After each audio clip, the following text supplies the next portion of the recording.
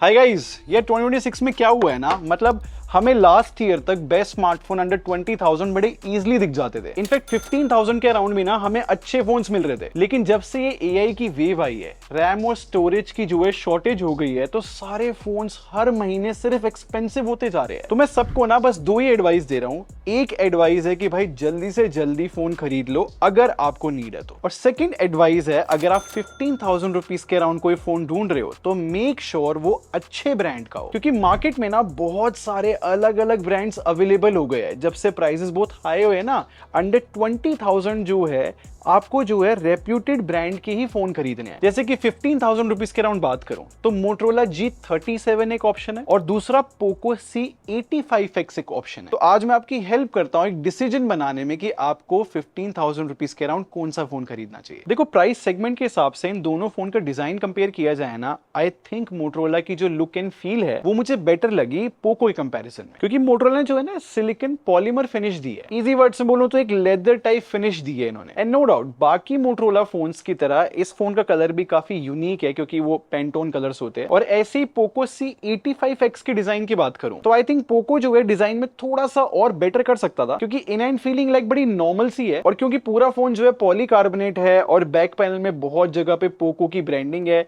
I think ये थोड़ी सी like normal हो सकती थी। खैर ये तो लुक्स की बात थी। अगर मैं इन दोनों फोन की ड्यूरेबिलिटी को कंपेयर करूं ना, तो मोटरोला जो है गोरिल्ला ग्लास 7i की प्रोटेक्शन के साथ आता है और IP64 रेटिंग भी है। और इस चीज को मैं कंपेयर करूं तो पोको में जो है एसएच ब्रांड ने कौन सी ग्लास प्रोटेक्शन है मेंशन तो नहीं करी हुई, ऊपर से IP रेटिंग भी जो है IP52 है। बट इन दोनों फोन में एक चीज मेरे को अच्छी लगी है कि इन दोनों ही फोन में जो है माइक्रो SD कार्ड लगा सकते हैं और हेडफोन जैक भी है दोनों में। सिमिलरली ऐसे ही अगर मैं डिस्प्ले कंपेयर करूं तो गाइस 2025 मतलब लास्ट ईयर जो है अंडर 15,000 वाले फोन्स में हमें फुल HD डिस्प्ले मिल जाती थी, बट इस साल ऐसा नहीं है। इन दोनों फोन्स की बात करूं तो डिस्प्ले जो है हमें HD ही मिलती है। तो टेक्निकली 15,000 रुपीज के अराउंड फुल HD प्लस होना चाहिए था, यहाँ पर HD प्लस है। और स्क्रीन साइज की भी बात करूं तो मोटरोला 6.7 इंच डिस्प्ले के साथ है और पोको में जो है 6.9 इंच की डिस्प्ले है। बट आपने नोटिस किया कि पोको की डिस्प्ले में जो है हमें नॉच देखने को मिलती है। आई थिंक नॉच नहीं होनी चाहिए थी, जबकि इस मोटरोला G37 में जो है पंच होल कैमरा है, तो हम इसको लाइक देखने में थोड़ा मॉडर्न बोल सकते हैं। और मैं ब्राइटनेस भी कंपेयर कर रहा था, यहाँ पर भी जो है पोको की डिस्प्ले थोड़ी सी मेरे को वीक लगी, क्योंकि पोको में जो है 810 निट्स मिलते हैं जबकि मोटरोला में 1050 निट्स मिलते हैं। बट चलो ये तो स्पेक्स की बातें थी। मैं ना आपको सेम कंटेंट चला के दिखाता हूं इन दोनों फोन की डिस्प्ले में। और यहाँ पर एक चीज क्लियर है कि दोनों फोन जो है नेटफ्लिक्स पे HDR सपोर्ट नहीं करते, बट अगर नॉर्मल कंटेंट जब इन दोनों फोन में देखते हैं आई थिंक अच्छा एक्सपीरियंस रहता है। मैं यहाँ पर कोई भी ऊपर नीचे नहीं बताऊंगा, बट एक जगह डिफरेंस आता है। मोटरोला में जो है हमें स्टीरियो सेटअप मिल जाता है ना, तो इस वजह से स्पीकर्स जो है बेटर साउंड करते हैं पोको के कंपैरिजन में। बट ज्यादातर लोग का क्वेश्चन होता है कि भाई परफॉर्मेंस किसकी ज्यादा अच्छी है। देखो वन बाय वन डिस्कस करते हैं। देखो जो मोटरोला G37 है ना, इसमें MediaTek Dimensity 6400 प्रोसेसर मिलता है, और ये जो पोको C85X है ना, इसमें यूनिसॉक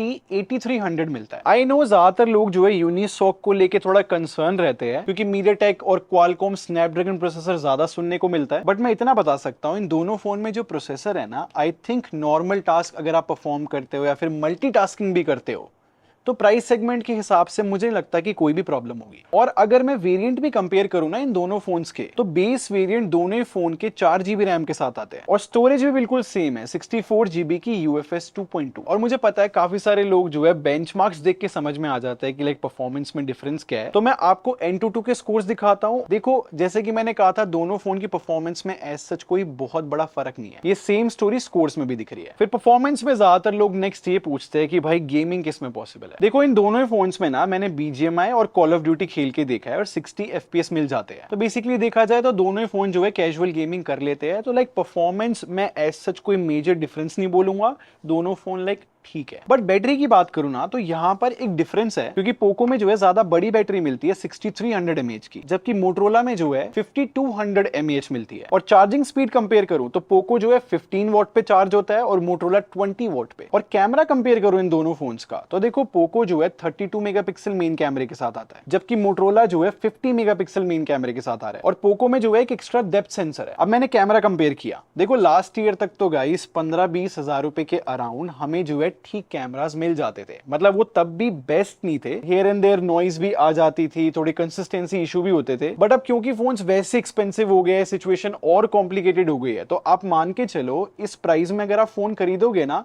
तो बहुत अच्छा कैमरा मत एक्सपेक्ट करना। अच्छी लाइटिंग कंडीशन में भी ना नॉर्मल फोटोज ही आती है। बाकी वीडियो की बात करूं तो यहां पर तो देखो बेसिक स्पेक्स कंपैरिजन ही कर सकते हैं, जैसे कि मोटरोला जो है 2K शूट कर सकता है और पोको जो है 1080p। इस प्राइस रेंज में ना कभी भी वीडियो क्वालिटी हमें इतनी अच्छी मिलती नहीं है वैसे। और लास्ट अगर सॉफ्टवेयर कंपेयर किया जाए ना गाइस, तो ये एक इंपॉर्टेंट एस्पेक्ट रहता है। देखो इन दोनों फोन की यूआई का ना अपना अपना एडवांटेज है। जैसे कि पोको में जो है हमें अपडेट पॉलिसी ज्यादा मिल जाती है 4+6 ईयर्स की, जबकि मोटरोला जो है 1+3 ईयर्स की अपडेट पॉलिसी देता है। एकदम बेसिक से स्टार्ट करते हैं। देखो जो पोको है ना, इसके अंदर हाइपर ओएस मिलती है, और हाइपर ओएस का एडवांटेज ये है कि यहाँ पर कस्टमाइजेशन के काफी सारे ऑप्शंस मिल जाते हैं। लेकिन हाइपर ओएस की एक आदत होती है कि बैकग्राउंड एप्स जो है बहुत जल्दी बंद कर देता है, और इस प्राइस रेंज के हिसाब से जो पोको की हाइपर ओएस है थोड़ी स्लो फील होती है। और प्री इंस्टॉल एप्स भी मिलती है, लेकिन हम उनको डिसेबल या फिर डिलीट कर सकते हैं। इन सब चीजों को अगर मैं मोटरोला से कंपेयर करूं तो मोटरोला में हेलो यूआई मिलती है, इसमें भी थोड़ी बहुत प्री इंस्टॉल एप्स है, डिलीट और इंस्टॉल कर सकते हैं। बट इन दोनों फोन की यूआई कंपेयर करूं ना तो जो एक्सपीरियंस है मेरे को मोटरोला का थोड़ा सा बेटर लगता है, क्योंकि स्टॉक एंड्रॉइड रहता है तो थोड़ा सा ज्यादा फास्ट है हाइपर ओएस से कंपैरिजन में इस प्राइस सेगमेंट। तो वन बाय वन मैंने आपको सारे डिपार्टमेंट कंपेयर करके बता दिए। अगर आपने वीडियो ध्यान से देखी है आपको क्लियर हो गया होगा कि अगर आपको बड़ी बैटरी और थोड़ी बड़ी डिस्प्ले चाहिए तो आपको पोको खरीदना चाहिए, और अगर आपको ज्यादा बैलेंस्ड फोन चाहिए तो वो मोटरोला G37 है, क्योंकि इसमें स्टीरियो स्पीकर सेटअप भी मिल जाता है, गोरिल्ला ग्लास 7i की प्रोटेक्शन भी है, और जो इसकी यूआई का यूजर एक्सपीरियंस है वो थोड़ा सा स्नैपी है अगर हम पोको से कंपेयर करें, और प्राइस के हिसाब से लुक एंड फील भी जो है थोड़ी बेटर है। तो लाइक ओवरऑल बैलेंस है। तो आई थिंक इससे आपको क्लैरिटी मिल गई होगी कि आपको कौन सा फोन खरीदना है। बट मैं आपको सेम टाइम पे ये भी एडवाइस देना चाहूंगा कि ये जो सेल का टाइम चल रहा है ना, ये बेस्ट टाइम है फोन खरीदने का, मतलब स्पेसिफिकली बजट फोन्स खरीदने का। जैसे कि ये मोटो G37 का एग्जांपल ले लेते हैं,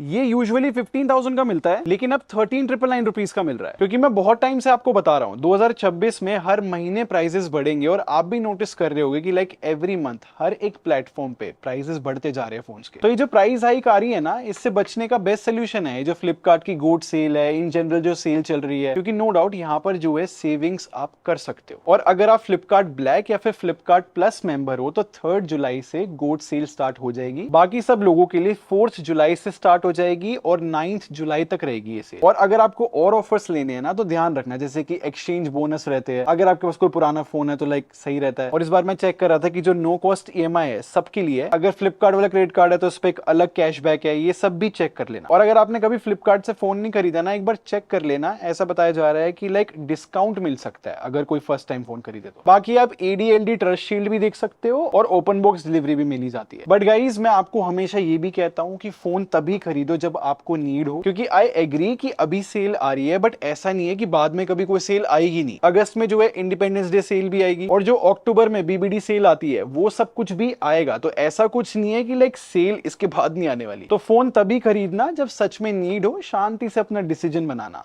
बाकी आप मुझे कमेंट सेक्शन में बता सकते हो कि आप खरीदने वाले हो कि नहीं फोन। और अगर आपका कोई भी क्वेश्चन है ना, आप मुझसे कमेंट सेक्शन में पूछ लो, मैं कोशिश करता हूँ वीडियो लाइव होने के 1-2 घंटे तक मैं रिप्लाई दे दूं भाई।